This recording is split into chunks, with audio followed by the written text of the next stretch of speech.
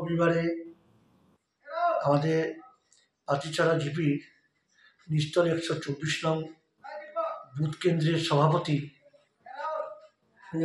সঞ্জয় রবি দাস মারা গেছেন। হঠাৎ করে উনি অসুস্থ ছিলেন, সেই খবর পেয়ে আমরা খুব মর্মাহত।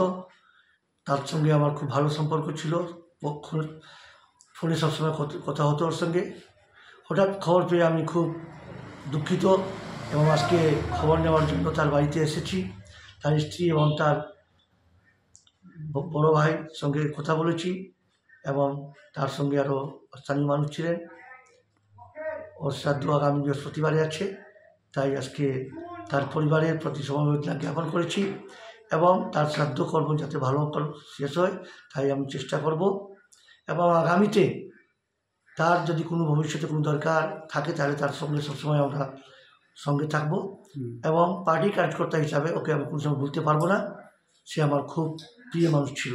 যিকোনো খবৰৰ বাবে যোগাযোগ কৰক 7099017330 লগতে 7099017110 নম্বৰত।